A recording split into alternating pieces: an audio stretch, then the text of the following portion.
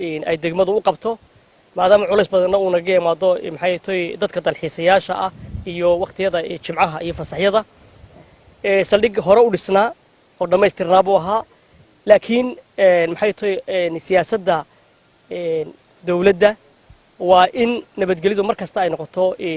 qodobka koowaad ee laga qayb qaadanayo dawladda hoose magaalada Berbera taasay ku shaqeysaa anagoo ay qodobka koowaad noo tahay nabadgelyada qaranka iyo ka degmada iyo ka gobolku waxaanu maanta maamulka oo isku dhan aanu dhagax dhignay saldhigga ballaarintiisa oo lagu kordhinayo deer weyn oo 100 mitir isku weera ah oo aad iyo aad u ballaaran hool weyn oo ciidanka lagu talagalay iyo laba maqaasaan ama laba kayd oo waaweyn iyaguna iyo dhamaystirkii mas'uulahoodii iyo maxay tahay kijooyinkoodii waxaan filayaa inay wax weyn ka tari doonto nabadgelyada gobolka iyo degmada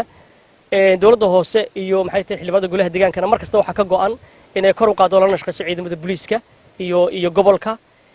horena waxaan u sheegnay in gaadiid badan u soo socdo oo 2019 uu qorshaha ugu jiray oo 5 gaari ah waxaan ugu bishaareynaa ciidanka in gaadiidkiina la iibiyay marka labaad waxa si habsamiyo u socda wali qorshihii sanadka 2019 waxaanu galay 6 biloodkii dambe ayaynu ku jirnaa qorshaha 3 bilood hore nabadgelyadu waa mas'uuliyaddeeda koobaad markaan heer degmanahay nabadgelyadu waa mas'uuliyaddeeda koobaad nabadgelyada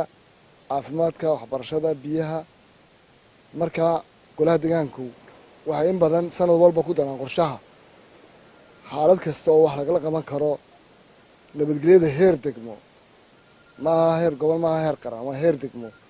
sidaa wageed qorshaha sanadka waxa ku jira in la sameeyo xaradan booliiska u gaarka ah oo loo sameeyo hoolal ay seexdaan iyo xafiisyo u gaara iyo meelo qoryaha dhigtaan iyo deerka weyn ee 100 sidoo xogiyuba sheegay waxaan ilaahay subxaanahu wa tacaala ugu mahad celinaynaa